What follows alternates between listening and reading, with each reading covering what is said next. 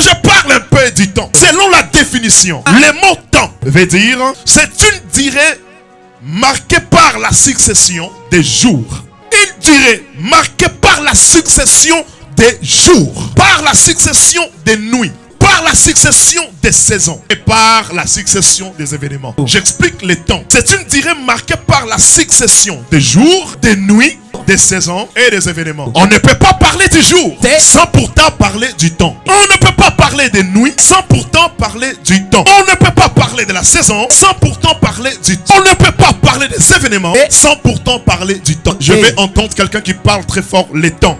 Les temps. Très fort. Je vais t'entendre dire les temps. Les temps. Dis encore les temps. Les temps. Dis encore les temps. Les temps. Les temps. Les temps. Les temps. Les temps. Bien-aimé dans le Seigneur, le temps est parmi les choses les plus précieuses et les plus grandes de la vie. Dans la vie, la chose la plus précieuse et la plus grande parmi les grands, parmi les précieux, le temps aussi est là. Le temps est parmi les grandes choses de la vie. Le temps est parmi les choses précieuses de la vie. Écoute-moi bien, Dieu agit dans les temps. Dans les temps, il y a un mystère. Répète après moi, dis le temps. Très fort, dis le temps. Je vais t'entendre parler avec moi. Dis encore le temps.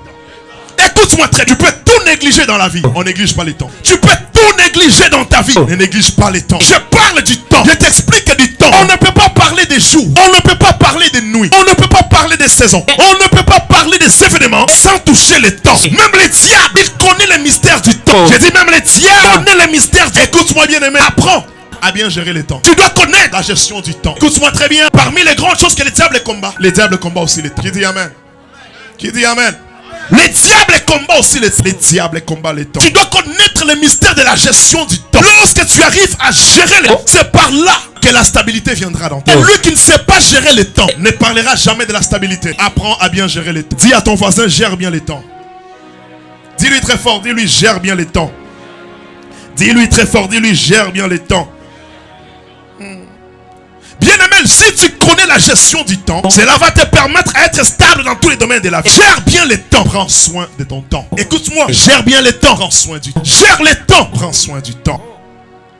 Selon les recherches qu'on a faites, nous avons vu que dans l'an 371 avant Jésus-Christ, il y a eu un sage, un philosophe qui s'appelle Théophraste. Théophraste a dit dans son livre, il a dit ceci: la plus coûteuse des dépenses dans la vie, les dépenses qui pèsent dans la vie, c'est la perte du temps. Écoute-moi, c'est un philosophe. Il a dit, le plus coûteuse des dépenses dans la vie, c'est la perte de temps. Ça veut dire, lorsque tu perds le temps, c'est trop cher. C'est trop cher. Tu dois bien gérer le temps. Tu dois prendre soin du temps. Tu dois bien gérer le temps. Pourquoi en 1748, il y a eu un monsieur qui s'appelle Benjamin Franklin. Cet homme, il a connu la gestion du temps. Il libère une parole dans sa sagesse. C'est un Américain. Il dit, the time is money. Il a dit the time is money. Là, c'est en 1748. Le monsieur Franklin avait compris. On ne doit pas perdre le temps. Pas une seconde.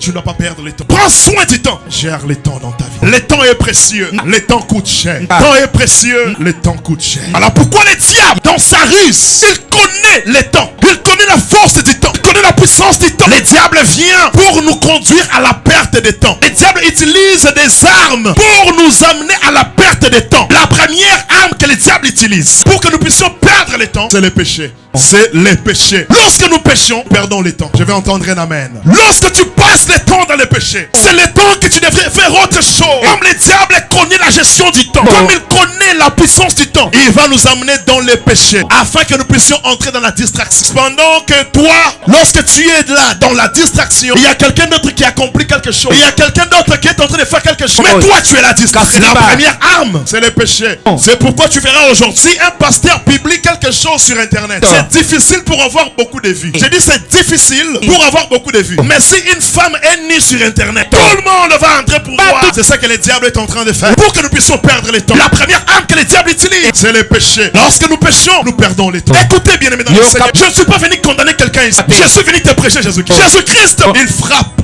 Il est temps que tu abandonnes tout. Oh, c'est pourquoi la Bible dit un jour dans tes parvis, un jour dans tes parvis vaut mieux 1000 ans ailleurs. Il dit un jour dans la présence de Dieu, un jour dans la sanctification, un jour dans l'amour, un jour dans la crainte de Dieu, un jour dans la prière, un jour dans les sacrifices, un jour dans la vie chrétienne vaut mieux que 1000 ans temps hier. Voilà pourquoi je te dis ce soir, toi qui es venu aujourd'hui, tu n'es pas venu passer le temps, tu n'es pas venu perdre le temps. Je t'annonce une chose, ce soir, tu es venu que Jésus-Christ puisse te faire rattraper le temps perdu. Tu dois rattraper le temps perdu. Si le diable a amené quelque part pour perdre le temps, mais aujourd'hui, Jésus-Christ te dit, Kairos, dire quoi donc que tu as perdu? Avec Jésus, tu peux le récupérer.